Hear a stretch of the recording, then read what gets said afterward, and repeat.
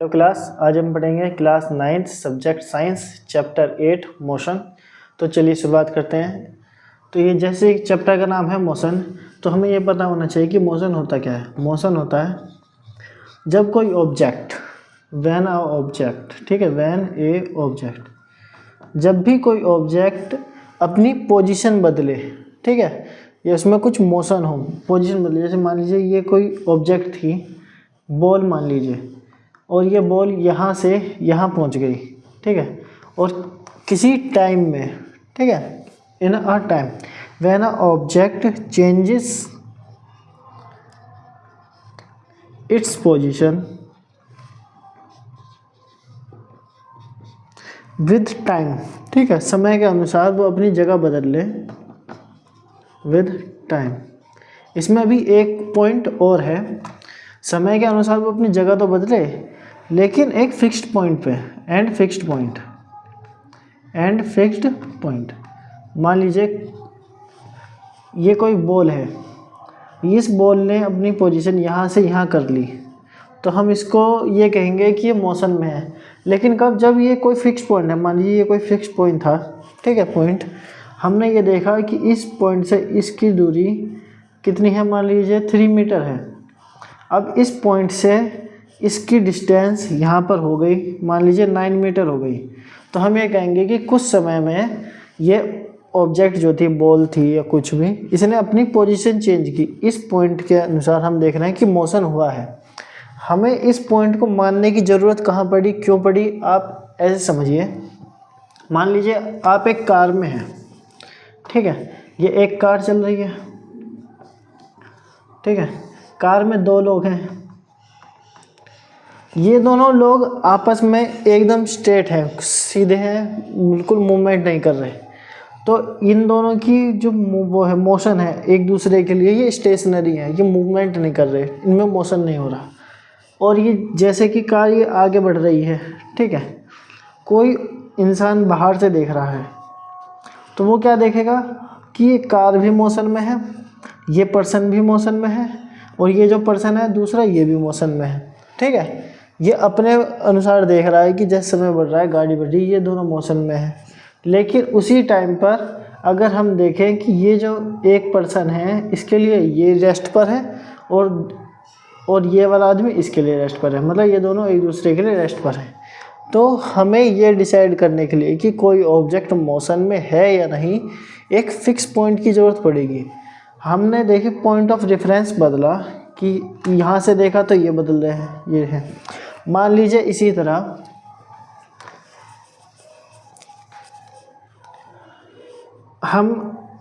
मैं, आप, एक कैमरा, जो भी है, हम स्टिल खड़े हैं, हम मोशन में नहीं हैं, ठीक है। लेकिन कोई इंसान अर्थ को सोलर सिस्टम में देखे, ठीक है, अर्थ के एटमॉस्फेयर से बाहर चला जाए, तो वो क्या देखेगा कि सन ये रहा और अर्थ ऐसे ऐसे रोटेट कर रही है, रिवॉल्व कर रही है यहाँ से यहाँ। तो वो क्या देखेगा कि अर्थ पूरी की पूरी इधर से ऐसे मूवमेंट कर रही है। तो उसके लिए जो अर्थ है और अर्थ के जितने भी जीव जंतु, एनिमल, ऑर्गेनिज्म जो भी है, सब कुछ मूवमेंट कर रहे हैं। लेकिन हम एक दूसरे को देख रहे हैं, तो हम मोशन में नहीं हैं, ठीक। तो हमें पॉइंट ऑफ रेफरेंस पता होना चाहिए कि हम किसके पॉइंट पे, किस रेफरेंस को मानते हुए ये डिसाइड कर रहे हैं कि मोशन है, ठीक। तो इसी तरह जैसे मैंने अभी आपको बताया कि इसके अनुसार देखें तो हम रेस्ट पर है। जैसे कैमरा और मैं अगर थोड़ी देर के लिए रुक जाऊं तो हम रेस्ट में हैं, मोशन नहीं कर रहे। लेकिन कोई अर्थ के बाहर देखे जाके, तो अर्थ को देखेगा तो हम मोशन में हो जाएंगे। वैसे ही कार के लिए देखे, कोई कार के अंदर 2 लोग आपस में देखें तो वो रेस्ट पर है, लेकिन कार से बाहर का कोई आदमी देखेगा तो वो कहेगा कि मोशन में है, ठीक है। तो आप मोशन समझ गए होंगे कि मोशन क्या है। इसको मिटा देते हैं। तो अब चैप्टर स्टार्ट करते हुए इसमें देखते हैं ये मोशन कितने टाइप का होता है। मोशन के कुछ टाइप होते हैं, ठीक है। मोशन किस किस प्रकार का हो सकता है। पहला है translation motion. Translation motion, translation motion वो होता है जब कोई ऑब्जेक्ट पूरी की पूरी कंप्लीटली मूवमेंट करे, होल बॉडी मूव्स, ठीक है, होल बॉडी moves। जैसे कि ये कार है, ठीक है, ये कार है, ये कार मूवमेंट कर रही है, तो ये पूरी बॉडी ही मूवमेंट कर रही है, जो हम इसको मानेंगे तो आगे को, तो ये ट्रांसलेशन मोशन है, पूरी बॉडी। ऐसा नहीं है कि जैसे कि हम पेंडुलम मान लें कि उसका ये पूरी बॉडी में से सिर्फ ये जो बॉल है ये मूवमेंट करता है, ठीक है, ऐसे ऐसे ऐसे, ठीक है, कि यहाँ से ये स्टेशनरी है और ये बाकी रोटेट कर रहा है, वाइब्रेट कर रहा है, ऐसा नहीं है, ठीक है। तो ट्रांसलेशन मोशन समझे आप, जब पूरी बॉडी मूव करे, होल बॉडी। इसी तरह दूसरा है rotational motion, ROTATION, rotational motion. Rotational motion क्या होता है? जब बॉडी रोटेट करे, ऑब्जेक्ट या जो बॉडी है, ऑब्जेक्ट जो है वो रोटेट करे, अपने चारों तरफ ऐसे गोल गोल स्पिन करती रहे, रोटेट करती रहे। जैसे पंखा है, आप फैन जानते होंगे, तो फैन के जो ब्लेड्स होते हैं ऐसे, तो वो तीनों ऐसे आपस में रोटेट करते रहते हैं, ठीक है। तो ये क्या हो गया? Rotational motion. जब ऑब्जेक्ट रोटेट करे, ठीक है, रोटेट और रोटेट्स, ठीक है। तीसरा है इसका oscillatory motion, OSCILATORY, oscillatory motion. Oscillatory motion मतलब जब ऑसिलेशन, जैसे बैक एंड फोर्थ पेंडुलम होता है, आपने देखा होगा। पेंडुलम क्या करता है, यहाँ पे एक फिक्स पॉइंट है, यहाँ पर था पेंडुलम, यहाँ से ऐसे ऐसे जाएगा, एक पॉइंट पर यहाँ होगा, एक पॉइंट पर यहाँ होगा, फिर वापस आएगा यहाँ से ऐसे, फिर इधर आएगा, फिर इधर आएगा, ठीक है। तो ऐसे ऐसे वो मूवमेंट करता रहता है। ये क्या है? ऑसिलेटरी मोशन है, ठीक। बैक एंड फोर्थ जो आगे पीछे होता रहता है, back and fourth, back and fourth. Pendulum, इसका एग्जांपल है पेंडुलम, लिख लेना, आपको याद रहेगा ऑसिलेटरी मोशन कैसा होता है, पेंडुलम। फोर्थ है, फोर्थ सोचिए कौन सा होगा? फोर्थ है periodic motion, periodic, PERIODIC, periodic motion. Periodic motion, periodic मतलब पीरियड, कोई टाइम पीरियड। तो इसका मतलब कोई मोशन जब आप अपने आप को रिपीट करेगा, कुछ समय बाद रिपीट करे। जैसे मान लीजिए यहाँ से कोई ऑब्जेक्ट चली, यहाँ से ऐसे गई, वापस यहाँ आ गई, ठीक है, फिर यहाँ से दोबारा इसी पाथ पे गई और फिर दोबारा यहीं पे आ गई। तो क्या है? ये मोशन रिपीट हो रहा है, यहाँ से यहाँ तक जाना और फिर दोबारा यहीं पे आना, ये मोशन रिपीट हो रहा है, ये पीरियोडिक मोशन हो गया, ठीक है। रिपीट्स आफ्टर इक्वल इंटरवल्स, यानी कि निश्चित समय में जो भी इक्वल इंटरवल्स हैं वो अपने आप में उसमें रिपीट करता रहेगा, ठीक है। जितना टाइम इसको मान लीजिए एक रोटेशन में लगा, मान लो 1 घंटा लगा, तो फिर 1 घंटे बाद सेम वही मोशन है, फिर दोबारा 1 घंटे में वही मोशन है। तो इक्वल इंटरवल्स में सेम मोशन हो रहा है, तो रिपीट कर रहा है मोशन, तो पीरियोडिक मोशन हो गया। एक और लिख लीजिए, यह है रेक्टिलिनियर मोशन। रेक्टिलिनियर मोशन क्या होता है? जब ऑब्जेक्ट एक स्ट्रेट लाइन में ट्रेवल करेगी, ठीक, कैसे? स्ट्रेट लाइन में। देखिए इसमें लीनियर मतलब लाइन होता है और रेक्टि मतलब स्ट्रेट होता है, तो आप इसको ऐसे रखना, जब ऑब्जेक्ट स्ट्रेट लाइन में मोशन करे तो स्ट्रेट लाइन, स्ट्रेट लाइन में मोशन करेगी तो क्या नाम होगा इसका? स्ट्रेट लाइन में रेक्टिलिनियर मोशन। और एक इसका लिख लीजिए सर्कुलर मोशन, सर्कुलर मोशन। जब ऑब्जेक्ट सर्कुलर फॉर्म में मूव करेगी, यहाँ थी, यहाँ से मान लीजिए एक सर्कल बनाएगा हमने, मान लीजिए जब ऑब्जेक्ट सर्कुलर फॉर्म में मूव करेगी, यहाँ से ऐसे गोल गोल ऐसे ही घूमती जा रही है बार बार, तो यह क्या है? Circular motion. तो सर्कुलर मोशन में moves in circles, moves in circular path, circular path पे जब मूव करेगी तो ऑब्जेक्ट, तो क्या आएगा उसका नाम? Circular motion. तो चलिए अब आपने टाइप्स पढ़ लिए इसके, तो टाइप के बाद अब इसमें कुछ इम्पोर्टेंट टर्म्स हैं, जैसे स्पीड हो गया, डिस्टेंस हो गई, वेलोसिटी, एक्सेलरेशन, ये सब समझाते हैं आपको क्या होता है।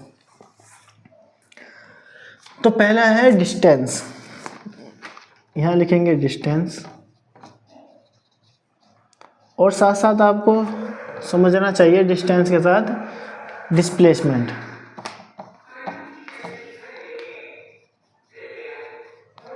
डिस्टेंस और डिस्प्लेसमेंट।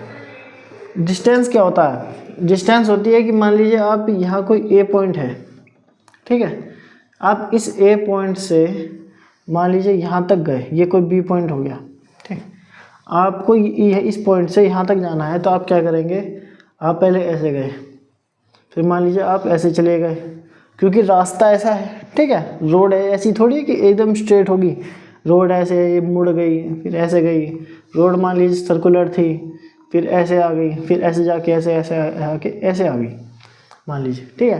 तो ये जो आपने पूरा एक्चुअल पाथ कवर किया है, इसकी जो लेंथ है, लेंथ ऑफ एक्चुअल पाथ, ये है डिस्टेंस, ठीक है, लेंथ ऑफ एक्चुअल पाथ।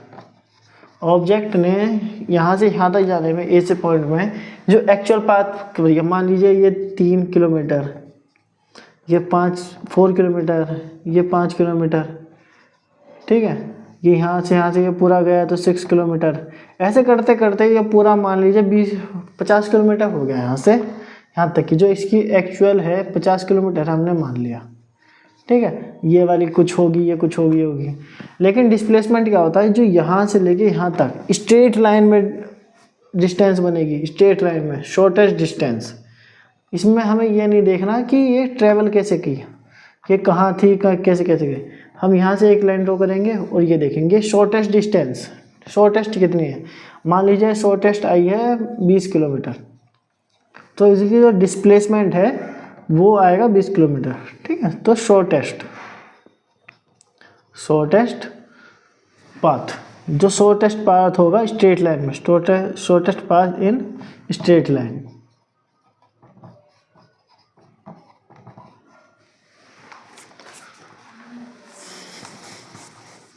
इसको मिटा। दूसरा ये क्या है, डिस्टेंस का एक है स्केलर क्वांटिटी। क्या है? Scalar quantity, scalar quantity. और डिस्प्लेसमेंट क्या है? ये है वेक्टर क्वांटिटी।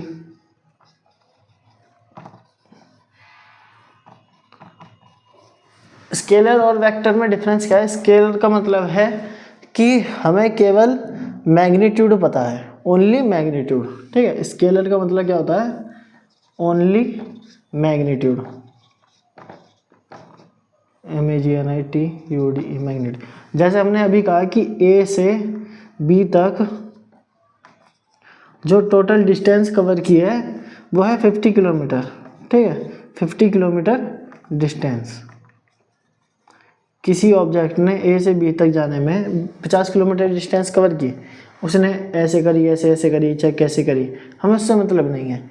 लेकिन डिस्प्लेसमेंट में क्या है? Vector quantity. तो उसमें क्या है? मैग्नीट्यूड भी है और डायरेक्शन भी है। तो इसमें क्या है?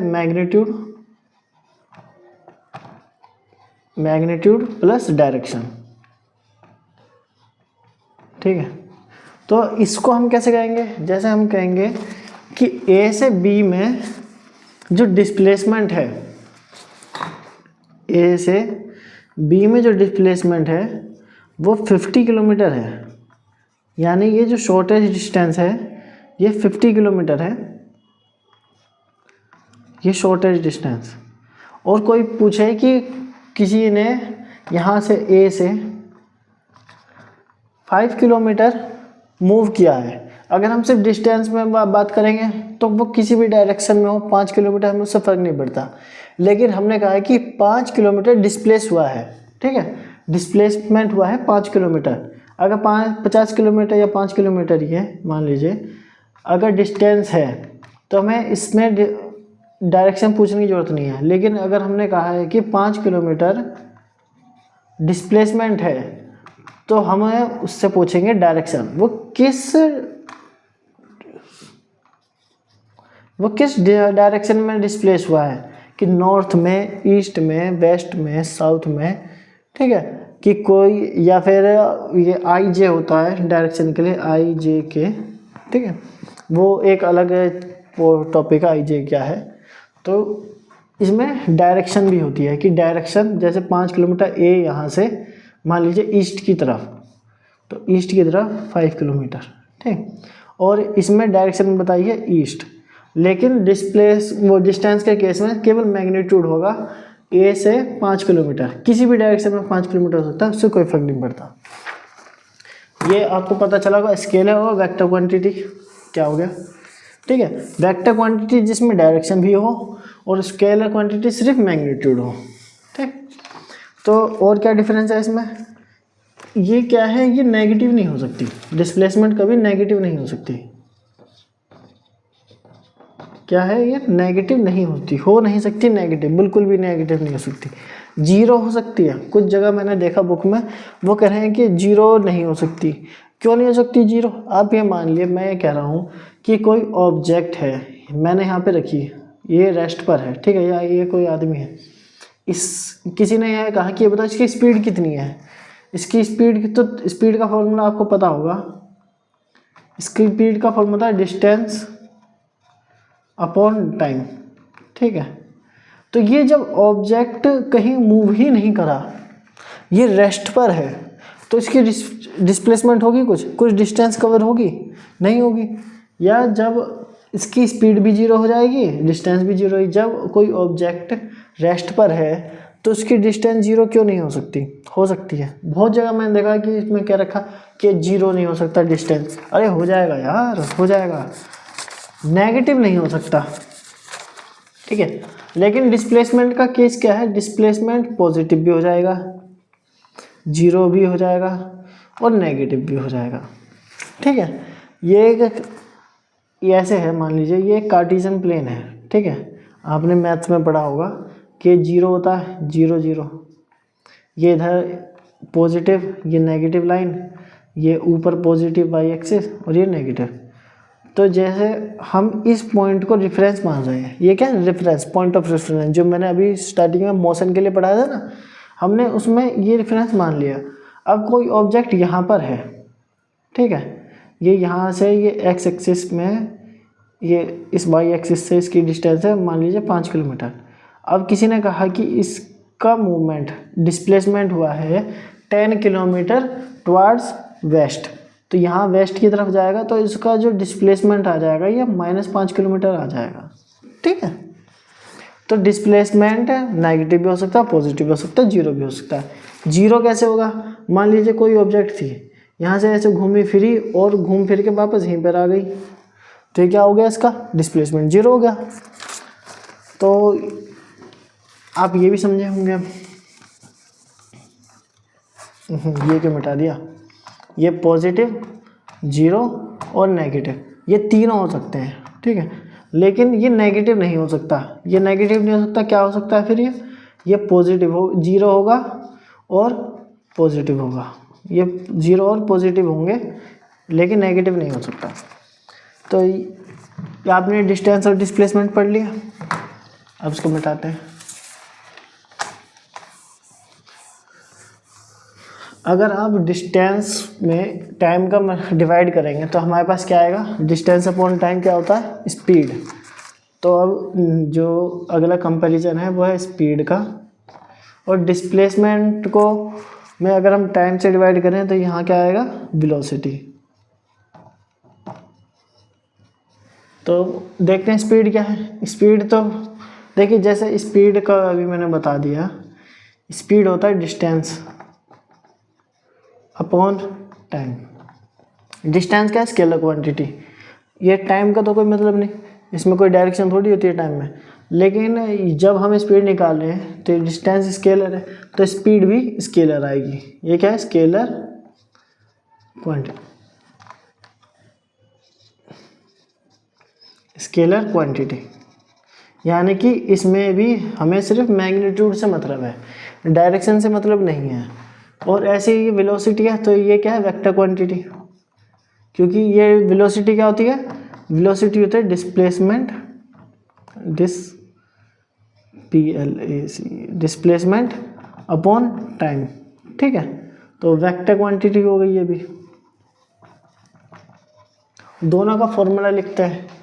तो स्पीड क्या होता है, स्पीड अभी बताया मैंने, डिस्टेंस अपॉन टाइम। और वेलोसिटी क्या होती है, ये होती है, बताइए क्या होती है वेलोसिटी। वेलोसिटी होती है डिस्प्लेसमेंट अपॉन टाइम, ठीक है।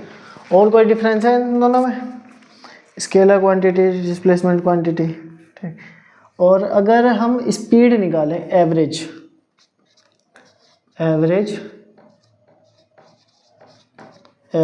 स्पीड, एवरेज स्पीड क्या आएगी, टोटल डिस्टेंस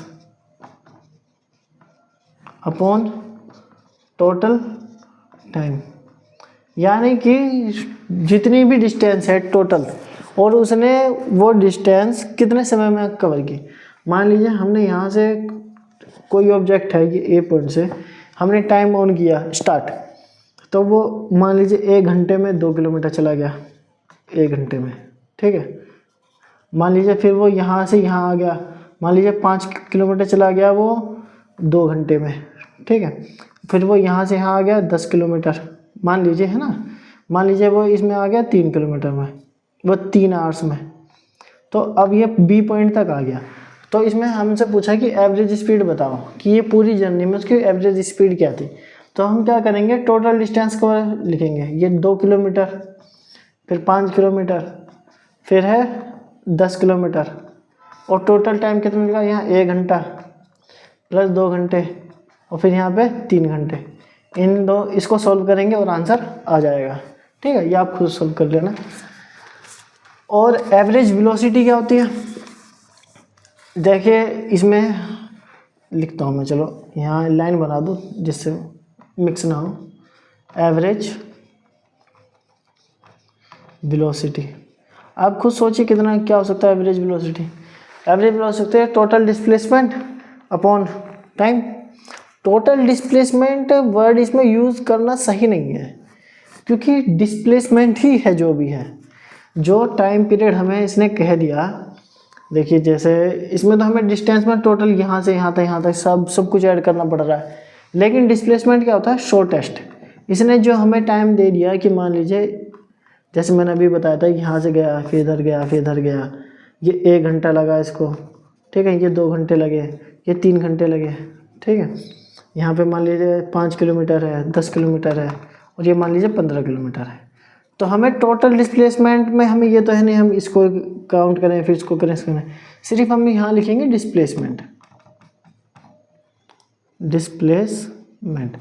डिस्प्लेसमेंट कितना, जो भी हमें टाइम कहा है, कि हमें कहा है कि इस पॉइंट से यहाँ तक का जो भी टाइम है, कितना है, 3 तो 5 हो जाए, 6 घंटे में टोटल डिस्प्लेसमेंट क्या हुआ। तो ये हुआ डिस्प्लेसमेंट, यहाँ से यहाँ तक का जितना भी हुआ वो निकालेंगे और फिर उसको टाइम से डिवाइड कर देंगे, ठीक है। जिस टाइम की हमसे बात हुई है, यहाँ लिख सकते हैं हम टोटल टाइम, ठीक है। Displacement equal to total displacement upon total time. तो टोटल टाइम लिख देते हैं, डिस्प्लेसमेंट अपॉन टोटल टाइम, कि वो डिस्प्लेसमेंट जो भी है वो कितने टाइम में हुआ है। और एवरेज वेलोसिटी का एक फॉर्मूला और होता है, इनिशियल वेलोसिटी, इसको मिटाता हूँ मैं, एवरेज वेलोसिटी का फॉर्मूला। तो मान लीजिए initial velocity INITI, initial velocity, initial velocity को आप मान लीजिए u, ठीक है। और फाइनल वेलोसिटी को मान लीजिए v। मान लीजिए जब कोई ऑब्जेक्ट मूव कर रही थी, ठीक है, वो पहले से ऐसे मूवमेंट में थी, हमने क्या करा, हमने टाइम स्टार्ट करा, और जब हमने टाइम स्टार्ट करा तो उसकी वेलोसिटी नोट कर ली कि उसकी कुछ वेलोसिटी है, मान लीजिए इसकी वेलोसिटी थी 5 किलोमीटर पर आवर, ठीक है, ये इसकी वेलोसिटी थी। वेलोसिटी स्पीड की यूनिट होती है, सेम होती है दोनों की यूनिट। इसकी यहाँ पे वेलोसिटी इतनी थी। फिर हमने क्या किया कि हमने यहाँ पे टाइम रोका, हमने यहाँ पे देखा उसकी वेलोसिटी कितनी है, उसकी वेलोसिटी थी 10 किलोमीटर पर आवर, ठीक है। इंस्टेंटेनियस हमने देखा यहाँ पे कितनी है, तो हमने देखा कि यहाँ से यहाँ तक में उसकी वेलोसिटी कितनी हुई, ठीक। तो हमें ये निकालने के लिए एवरेज वेलोसिटी क्या करेंगे हम, एवरेज वेलोसिटी, एक फॉर्मूला और बता रहा हूँ मैं इसका, एक तो ये है displacement upon total time, average velocity. Average velocity क्या हो गया, v या u प्लस v अपॉन 2, ठीक है। एवरेज जानते हैं ना हम कि 2 नंबर का एवरेज करना है तो क्या आएगा, जैसे अगर मैं कहूँ कि आप 5 और 10 का एवरेज करो तो आप 5 और 10 को प्लस करके 2 से डिवाइड कर दो कि भाई मैंने यहाँ किया है, ठीक है। तो एवरेज वेलोसिटी आ गई। अब स्पीड था, स्पीड में स्केलर क्वांटिटी हो गई, इसका फॉर्मूला हो गया, एवरेज स्पीड हो गई। अब इसका मोशन देखते हैं, ठीक है। स्पीड के टाइप होते हैं, मतलब मोशन, इसका मोशन कैसा होगा, uniform motion, uniform speed, non uniform speed. तो उसका मतलब क्या है, टाइप का, इसका टाइप का यूनिफॉर्म और नॉन यूनिफॉर्म। मैं आपको सिर्फ यूनिफॉर्म और नॉन यूनिफॉर्म समझा देता हूँ, इनका मतलब क्या होता है। फिर चाहे आप इसके आगे स्पीड लगा लें, चाहे वेलोसिटी लगा लें या एक्सेलरेशन लगा लें, सबका मतलब सिमिलर सा ही है, ठीक है। तो जैसे मैंने कहा कि यूनिफॉर्म स्पीड है, ठीक है। यूनिफॉर्म स्पीड, स्पीड क्या होता है, रेट, स्पीड क्या होता है, स्पीड के बता रहा हूँ मैं, rate of change of distance, ठीक है। यह rate of change of distance, मतलब डिस्टेंस किस रेट से बदल रही है, ठीक है। और इसको कैसे लिखेंगे, इसका मतलब है ये, ठीक। तो वैसे ही वेलोसिटी को क्या लिखेंगे, rate of change of displacement. तो डिस्प्लेसमेंट किस रेट से बदल रहा है, और इसका फॉर्मूला क्या है, ये डिस्प्लेसमेंट अपॉन टाइम। तो जब हमसे कहा गया कि यूनिफॉर्म स्पीड, यानी कि जो इक्वल इंटरवल्स हैं उसमें जो स्पीड बदल नहीं रही, जो स्पीड है वो सेम है। हमने जब भी स्पीड को नोट किया वो हर बार स्पीड सेम थी, ठीक है, इक्वल स्पीड थी, वो बदली नहीं। जब मतलब इंटरवल ऑफ टाइम में जो भी हम मान लीजिए हम हर 1 घंटे में नोट कर रहे हैं, मान लीजिए हमने हर 1 घंटे में नोट करी, तो जो पहला घंटा था उसमें उसकी स्पीड थी मान लीजिए 15 किलोमीटर पर आवर थी। हमने सेकेंड घंटे में नोट करी तो उसकी स्पीड थी फिर से 15 किलोमीटर। हमने बीच में नोट कर ली, मान लीजिए 1 और 2 के बीच में हमने 1.5 आवर्स में टेस्ट कर ली, 1.5 घंटे में, तब भी उसकी स्पीड 1.5 किलोमीटर पर आवर थी। यानी कि हर इंटरवल में वो जो डिस्टेंस है वो सेम ही ट्रेवल कर रहा है, ठीक है। ये तो हमने इक्वल स्पीड बता दी। या फिर अब इसको ऐसे देखिए कि हमने ये देखा कि कोई ऑब्जेक्ट है, हम इस बार छोटा मान लेते हैं, हाँ, हर 1 मिनट में देखते हैं, यहाँ से कोई ऑब्जेक्ट चली, 1 मिनट में उसने कितनी डिस्टेंस कवर करी, मान लीजिए 100 मीटर ट्रैवल कर लिया। फिर हमने अगले 1 मिनट में ट्रैवल देखी तो उसने फिर से 100 मीटर ट्रैवल किया, फिर से 100 मीटर, हर 1 मिनट में वो इक्वल डिस्टेंस कवर कर रहा है। तो हम क्या कहेंगे, उसकी स्पीड कैसी है, यूनिफॉर्म। और अगर वो ये डिस्टेंस इक्वल ना कवर करता इक्वल इंटरवल में, इक्वल इंटरवल हमने अभी क्या लिया 1 मिनट, तो अगर वो इक्वल इंटरवल में अपनी वो डिस्टेंस सेम ना कवर करे, मान लीजिए यहाँ 100 है, यहाँ मान लीजिए यहाँ 90 हो जाए, और मान लीजिए यहाँ पे यह 110 हो जाए, ठीक है। तो ये जो अलग अलग डिस्टेंस है इक्वल इंटरवल में इक्वल नहीं है, तो इसका क्या मतलब है, नॉन यूनिफॉर्म स्पीड। इसकी स्पीड नॉन यूनिफॉर्म है, ये एक जैसी स्पीड नहीं आ रही। ये पहली 1 मिनट में तो ये है 100 मीटर पर मिनट, फिर ये 90 हो गई, 100 टन हो गई, ठीक है। तो इसी तरह अगर मैं वेलोसिटी की बात करूं, पहले अगर आप इस बात को समझ गए कि ये क्या कहना चाह रहा हूँ मैं यूनिफॉर्म और नॉन यूनिफॉर्म को, तो वेलोसिटी भी कुछ बहुत बड़ी चीज़ नहीं है। तो अगर मैं यहीं पे इसको मान लीजिए वेलोसिटी समझाता हूँ आपको, ठीक है। यूनिफॉर्म वेलोसिटी, यूनिफॉर्म वेलोसिटी मतलब कि जब वो सेम इंटरवल में, मान लीजिए हर 1 मिनट में, हर 2 मिनट में या हर 1 घंटे में उतना ही डिस्प्लेसमेंट कर रहा है जितना उसने पहले किया था, मतलब हर इंटरवल में उसका डिस्प्लेसमेंट इक्वल है, तो उसको क्या कहेंगे, यूनिफॉर्म वेलोसिटी। और अगर उसका डिस्प्लेसमेंट सेम नहीं है तो क्या है उसका, नॉन यूनिफॉर्म वेलोसिटी, ठीक है। अगर आप यूनिफॉर्म और नॉन यूनिफॉर्म का मतलब समझ गए तो आप चाहे फिर स्पीड लिखिए चाहे वेलोसिटी लिखिए, उसमें कोई फ़र्क नहीं पड़ता, ठीक। तो ये तो मैं बता चुका। अब है एक्सेलरेशन, ठीक है।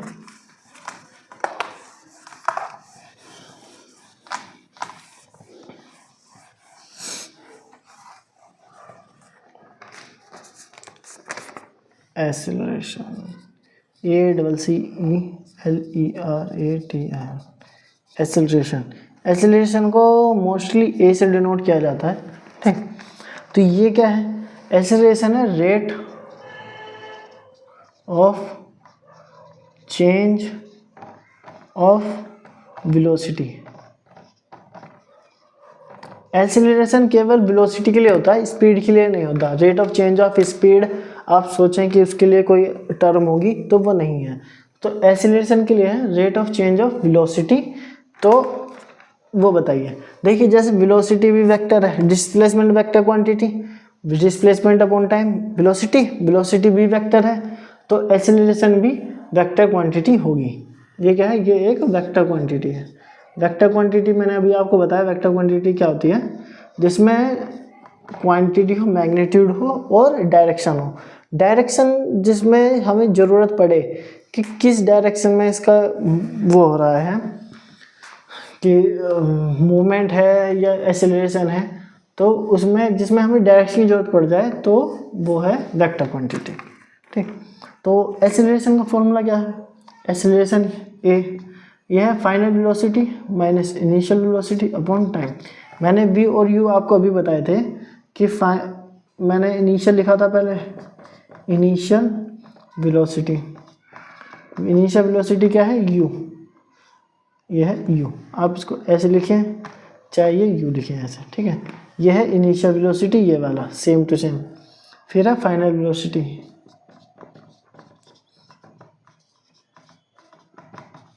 फाइनल वेलोसिटी को हम डिनोट करते हैं v से। तो ये v ये है, पहले फाइनल लिखना है फिर इनिशियल लिखना है, ठीक है। तो final velocity minus initial velocity upon time, कितने टाइम में ये वेलोसिटी चेंज हुई, रेट ऑफ चेंज। पहले वेलोसिटी कितनी थी, बाद में कितनी होगी, कितना चेंज आया वेलोसिटी में, फिर with respect to time, time के साथ कितना चेंज आया, तो टाइम से डिवाइड करते हैं हम यहाँ पे, ठीक है। तो ये आ गया। अगर आप इन दोनों में कंफ्यूजन मत करना, ठीक है। ये क्या है, एक्सेलरेशन। और एवरेज वेलोसिटी का फॉर्मूला, याद है आपको, v प्लस यू अपॉन 2। यह है एवरेज वेलोसिटी, 2 जहाँ आएगा और यहाँ प्लस है तो है एवरेज कर रहे हैं वेलोसिटी को। और एक्सेलरेशन निकाल रहे हैं तो rate of change of velocity final velocity minus initial velocity upon time, ठीक है। तो इसमें भी आप यूनिफॉर्म और नॉन यूनिफॉर्म देख सकते हैं, कोई बड़ी बात नहीं। मैं आपको फिर से बता देता हूँ, ठीक है। ये फॉर्मूला आप याद रखना,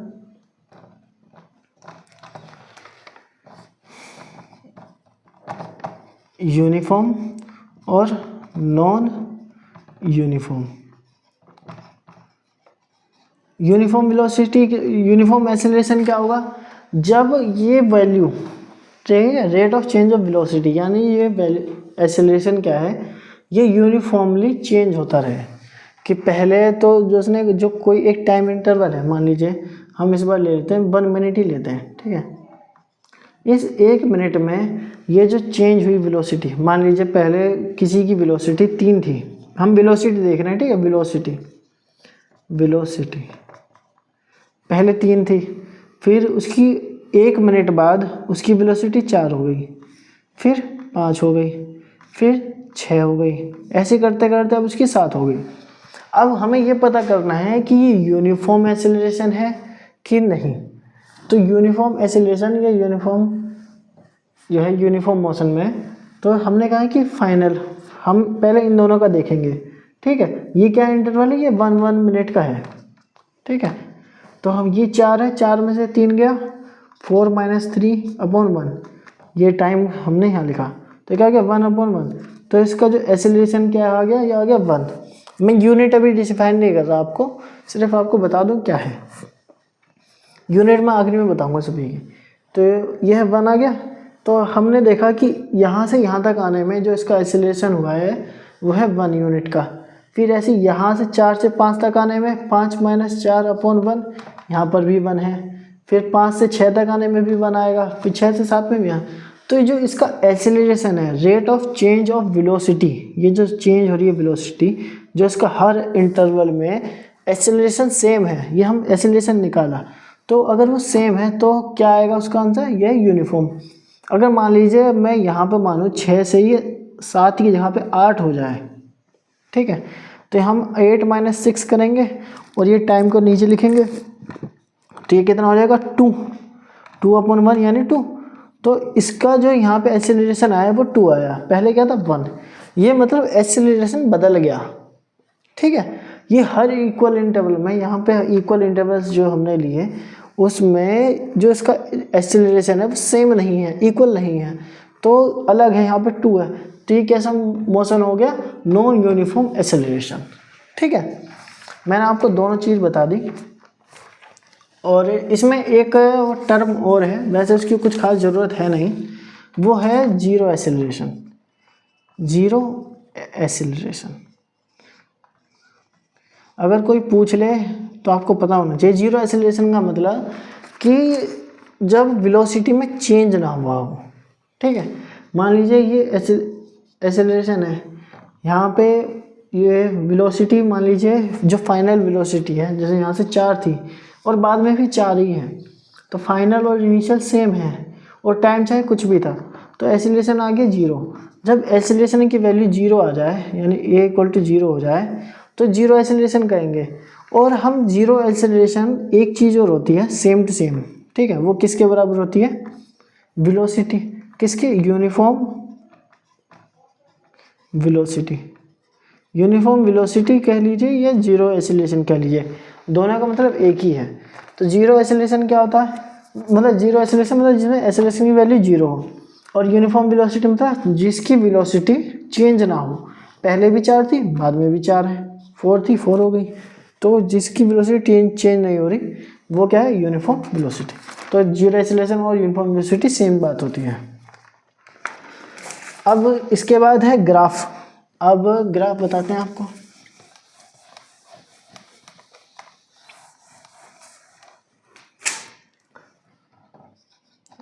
ग्राफ या RAPHIC, ग्राफिकल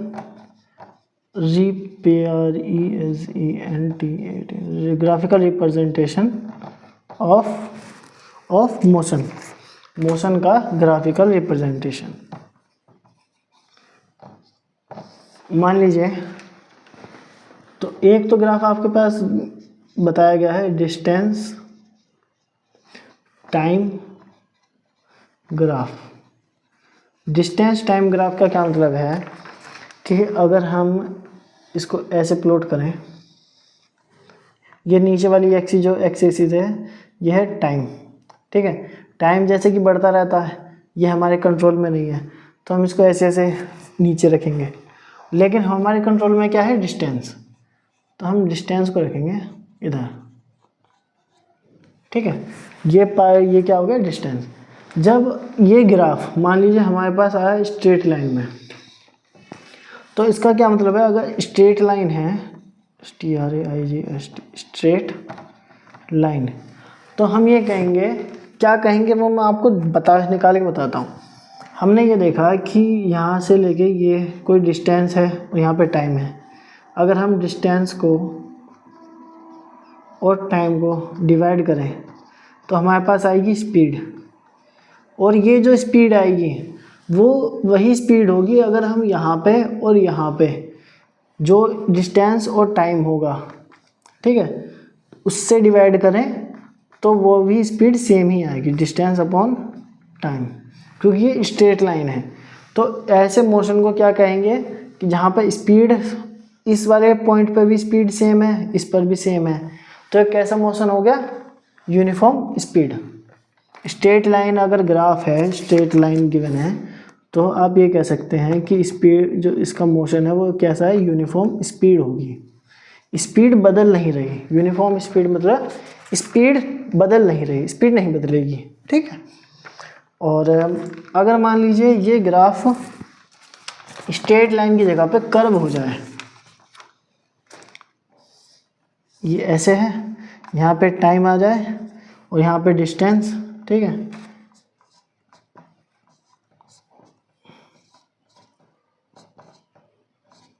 ठीक है, ये डिस्टेंस हो गई। अगर ये ग्राफ स्ट्रेट लाइन ना हो के मान लीजिए कर्व हो जाए, ऐसे है, तो इसका मतलब क्या है, कर्व का ये जो कर्व लाइन है कि ये यूनिफॉर्म स्पीड नहीं है। ये कैसी स्पीड होगी अगर यूनिफॉर्म नहीं है, तो ये हो गई नॉन यूनिफॉर्म स्पीड। ये नॉन यूनिफॉर्म स्पीड है, मतलब कि इसकी इंटरवल्स में, इक्वल इंटरवल्स में स्पीड क्या है, बदल रही है, ठीक है। ये यहाँ पे कुछ स्पीड थी, फिर देखिए अचानक यहाँ बढ़ गई, ठीक है, घट रही है, बढ़ रही है, ऐसा है। और अगर हम देखें वेलोसिटी टाइम ग्राफ, तो वेलोसिटी टाइम ग्राफ, मैं इसको ही मिटा देता हूँ। अगर हम वेलोसिटी टाइम ग्राफ देखें और डिस्टेंस की जगह पे हम वेलोसिटी लिखें, VELOCITY, वेलोसिटी। अगर इसमें स्ट्रेट लाइन है तो ये स्पीड की जगह यहाँ क्या आ जाएगा, यूनिफॉर्म वेलोसिटी की जगह। इसमें यूनिफॉर्म वेलोसिटी नहीं आएगा। इसमें देखिए हमने डिस्टेंस ली थी, लेकिन हम यहाँ क्या ले रहे हैं, वेलोसिटी। अगर वेलोसिटी ले, velocity upon time, velocity upon time, ये क्या होता है, एक्सेलरेशन, ठीक है। इनिशियल वेलोसिटी, फाइनल वेलोसिटी रहेगी तो पर वेलोसिटी, तो ये होगा एक्सेलरेशन। तो अगर स्ट्रेट लाइन है तो इसका मतलब क्या है, यह है यूनिफॉर्म एक्सेलरेशन, ACCELERATION, ये है यूनिफॉर्म एक्सेलरेशन। और अगर कर्व है तो यहाँ डिस्टेंस की जगह वेलोसिटी लिखते हैं, VELOCITY, वेलोसिटी। तो ये नॉन यूनिफॉर्म एक्सेलरेशन होगा। क्या होगा, नॉन यूनिफॉर्म एक्सेलरेशन, ठीक है। इस कर्व लाइन का मतलब है, क्योंकि इसमें जो वेलोसिटी है वो सही तरीके से नहीं बढ़ रही, ऐसे कभी कम हो गई, कभी ज़्यादा हो गई, ये है वेलोसिटी, ठीक है। तो वेलोसिटी यहाँ पे एक स्ट्रेट लाइन में बढ़ रही है तो यूनिफॉर्म एक्सेलरेशन, और कर्व लाइन है तो नॉन यूनिफॉर्म एक्सेलरेशन। और तो अब आगे पढ़ते हैं इक्वेशन। देखिए बुक में आपको 3 इक्वेशन गिवन है, 3 equations of motion, equations of motion, ठीक है। आप जानते भी होंगे 1 2 3, जैसे V = U + AT, ठीक है, ऐसी करके बाकी की 2 और है। तो वो इक्वेशन आई कैसे, वो जो इक्वेशन है, ये जो तो मैंने आपको ग्राफ बताया, वो इसमें उन इक्वेशन का इन नॉन यूनिफॉर्म एक्सेलरेशन वाले या फिर नॉन यूनिफॉर्म स्पीड से कोई मतलब नहीं होता, हम उनका यूज़ नहीं करते। हम केवल velocity time graph, straight line, और distance time graph, straight line, इनका यूज़ करते हैं। तो ये जो इक्वेशन है अगर हम ड्राइव करना चाहें तो वो ड्राइव होंगी इन ग्राफ से। ये जो एरिया होता है, ये एरिया क्या होगा, ये स्लोप क्या होगा, इससे। लेकिन आपके लिए उनका डेरिवेशन इंपॉर्टेंट नहीं है, तो मैं आपको वो बताऊंगा भी नहीं, तो डायरेक्ट इक्वेशन बताऊंगा। और इक्वेशन को याद रखने के लिए थोड़ी सी ट्रिक कि क्या याद रखना है, क्या नहीं करना, ठीक है। तो ये हो गया। अब है हमारे पास equation of motion. Equations of motion. तो पहली इक्वेशन है v equal to u plus a t. v का मतलब v है फाइनल वेलोसिटी। हम इन इक्वेशन को यूज़ करने से पहले एक अजम्पशन अपने दिमाग में मानेंगे कि ये कैसा मोशन है जो भी ऑब्जेक्ट परफॉर्म करेगी वो है यूनिफॉर्म मोशन। ठीक है, यूनिफॉर्म मोशन, यूनिफॉर्म स्पीड हो चाहे यूनिफॉर्म एक्सेलरेशन हो, यूनिफॉर्म वेलोसिटी हो। ठीक है, हम यूनिफॉर्म एक्सेलरेशन मान के करेंगे। क्या मानेंगे हम? यूनिफॉर्म एक्सेलरेशन, कि एक्सेलरेशन यूनिफॉर्म है, वो चेंज नहीं हो रहा। ठीक है, और यूनिफॉर्म वेलोसिटी नहीं मान सकते। यूनिफॉर्म वेलोसिटी मान लिया तो एक्सेलरेशन क्या होगा? जीरो हो जाएगा। फिर अगर जीरो हो गया तो ये पूरी इक्वेशन ही इनवैलिड हो जाएगी।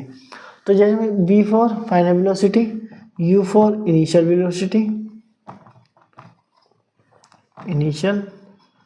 वेलोसिटी, ठीक है, और a फॉर एक्सेलरेशन और t फॉर टाइम। ठीक है, तो अगर ये इक्वेशन है आपके पास, अगर आपको ये डायरेक्ट इक्वेशन याद नहीं है तो आप एक काम करें, आपको ये वाली इक्वेशन याद होगी, final velocity minus initial velocity upon time equal to acceleration. Acceleration निकालने का फॉर्मूला है, याद है आपको? अभी थोड़ी देर पहले ही बताया था, final velocity minus initial velocity upon time equal to acceleration. आप इसमें से t को दे ले जाइए, v minus u equal to a t और v equal to u plus a t. ये इक्वेशन और ये इक्वेशन दोनों सेम बन गई। तो आपको अगर ये इक्वेशन याद नहीं भी है, लेकिन आपको अगर एक्सेलरेशन का फॉर्मूला याद है तो आप इससे ये निकाल सकते हैं। ठीक है, तो ये तो मैंने आपको एक इक्वेशन बता दी। कुछ इक्वेशन, बाकी के दोनों इक्वेशन आपको याद रखनी पड़ेंगी, उसकी मजबूरी है। तो वो क्या है? एस क्या है? S equal to u t plus half a t square. मैं आपको ये याद रखने के लिए ऐसे कह रहा हूँ क्योंकि जो मैं अगर आपको समझाने बैठूँ तो समझाना और समझाना तो इतना मुश्किल नहीं है, लेकिन आपके लिए याद रख पाना वो मुश्किल है। उससे अच्छा आप वो याद रखें, इससे अच्छा आप इक्वेशन याद रख लें। एस क्या है? एस है डिस्प्लेसमेंट। जब भी आपसे ये पूछा जाए कि डिस्प्लेसमेंट बताइए क्वेश्चन में, ठीक है, तो आप डिस्प्लेसमेंट के लिए ये फॉर्मूला यूज़ करेंगे। क्या यूज़ करेंगे? S equal to u t plus half a t square. इसमें सेम भैया, हाफ मतलब हाफ, ए मतलब एक्सेलरेशन और टी मतलब टाइम का स्क्वायर। ठीक है, और थर्ड इक्वेशन क्या है हमारे पास? थर्ड है v square equal to u square equal to plus 2as। ठीक है, v square equal to u square plus 2s। इसको ऐसे भी लिख सकते हैं, v square minus u square equal to 2as। बहुत जगह इसको ऐसे भी लिखा गया, दोनों ही बात अलग है, मतलब सेम है। ठीक, तो इक्वेशंस, ये 3 इक्वेशन है, ये आपको याद होनी चाहिए। कोई बहुत बड़ी इक्वेशन नहीं है, आप 2-4 बार प्रैक्टिस करेंगे तो आपको याद हो जाएगी, क्वेश्चंस में अप्लाई करेंगे तो हो जाएगा। अब है सर्कुलर मोशन।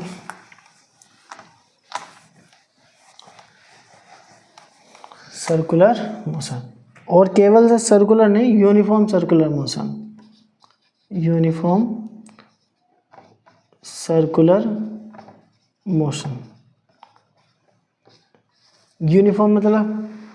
मतलब ये कोई सेंटर है और ये सर्कल फॉर्म में घूम रही है।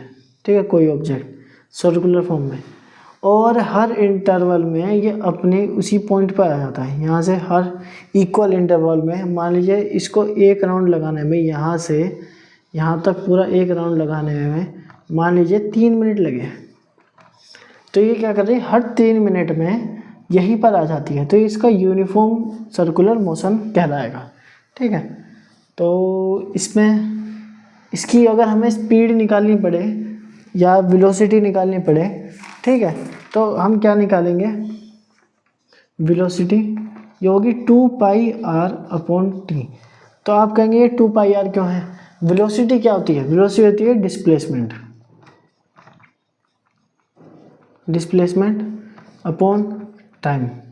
अगर आप देखें कि इसमें क्या डिस्प्लेसमेंट क्या है, हर 3 मिनट में इसका डिस्प्लेसमेंट 0 हो जाएगा। तो हम ये तो कह नहीं सकते इसकी वेलोसिटी नहीं है, इसकी 0 हो सकती है।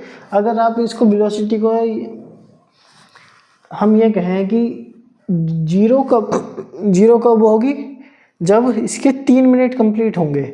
लेकिन हम ये मान लें कि यहाँ से यहाँ तक मैं इसकी वेलोसिटी छोड़िए, आप मुझे ये बताइए स्पीड क्या है। ठीक है, तो स्पीड तो हम बता सकते हैं, इसका फॉर्मूला यही है। अगर आप स्पीड कहेंगे तो अब ये डिस्टेंस ज़्यादा हो जाएगी। ठीक है, तो इसका वेलोसिटी कहिए सर्कुलर मोशन में या स्पीड कहिए। तो इसके लिए ये जो सरकमफेरेंस है, सरकमफेरेंस का फॉर्मूला 2πr और अपॉन में टाइम, तो ये होता है इसका वेलोसिटी के लिए फॉर्मूला। ये केवल इसी के लिए है। और आप ये देखिए, जैसे अगर ये सर्कुलर मोशन में मूव कर रही है तो क्या है, हर बार इसकी डायरेक्शन बदल रही है, हर पॉइंट पे डायरेक्शन बदल रही है। लेकिन अगर जैसे यूनिफॉर्म है तो इसकी स्पीड सेम है लेकिन डायरेक्शन बदल रही है, तो direction changes at every point, her point पे बदल रही है। ठीक है, वेलोसिटी चेंज हो रही है, डायरेक्शन चेंज हो रही है, डायरेक्शन चेंज हो रही है हर बार, तो डायरेक्शन चेंज होने से क्या हो रहा है, इसकी वेलोसिटी भी चेंज हो जाती है।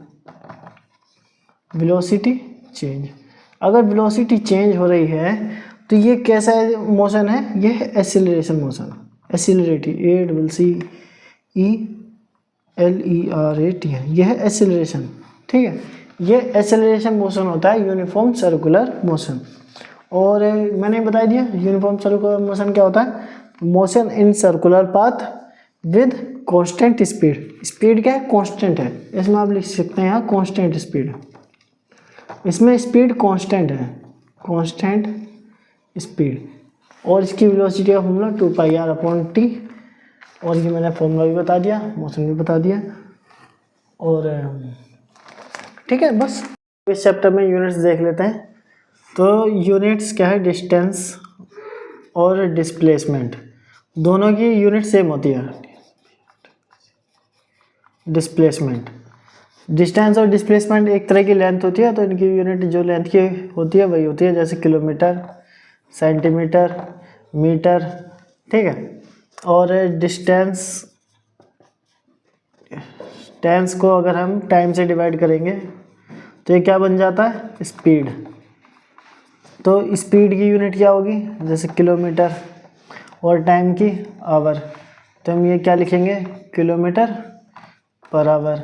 और 1 किलोमीटर की जगह हम अगर दूसरी यूनिट यूज़ करें तो जब मीटर, और अगर हम सेकंड की यूज़ करें तो मीटर पर सेकंड, इस तरह। ठीक है, और स्पीड और वेलोसिटी दोनों की यूनिट सेम होती है, वो भी हम किलोमीटर पर आवर और या मीटर पर सेकंड यूज़ करेंगे। और अगर हम टाइम की देखें तो टाइम के तो जैसे हम आवर्स यूज़ कर सकते हैं, आवर्स के लिए H, मिनट के लिए MN, मिनट या फिर सेकंड। ठीक है, जो भी यूनिट दी हुई है। तो डिस्प्लेसमेंट और डिस्टेंस की सेम हो गई, किलोमीटर, सेंटीमीटर, मीटर। टाइम के लिए आवर्स, मिनट, सेकंड।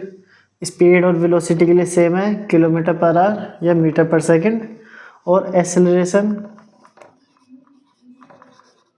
एक्सेलरेशन क्या होता है, वेलोसिटी अपॉन टाइम। तो वेलोसिटी की यूनिट क्या है, मीटर पर सेकंड, और टाइम की पर सेकंड, तो हो जाएगा मीटर पर सेकंड स्क्वायर। या फिर इसकी दूसरी यूनिट देखें तो ऐसे भी हो सकता है, किलोमीटर पर आवर्स पर सेकंड पर आवर्स स्क्वायर। ठीक है, इस तरह, या तो ये या ये, जो भी यूनिट ज़्यादातर यूज़ हो, किलोमीटर अपॉन आवर्स का स्क्वायर। ठीक है, मतलब आवर्स जो टाइम है उसका स्क्वायर करना है। ये माइनस में इसलिए आया यहाँ पर क्योंकि ये जो टाइम है वो अपॉन में है, जब इसको ऊपर लेके जाएंगे तो पावर माइनस में आ जाती है। ठीक है, तो बस यही था इसमें यूनिट, और तो कुछ है नहीं। तो ये चैप्टर ख़त्म हो गया और आप इसको पढ़ लेना। Thank you class.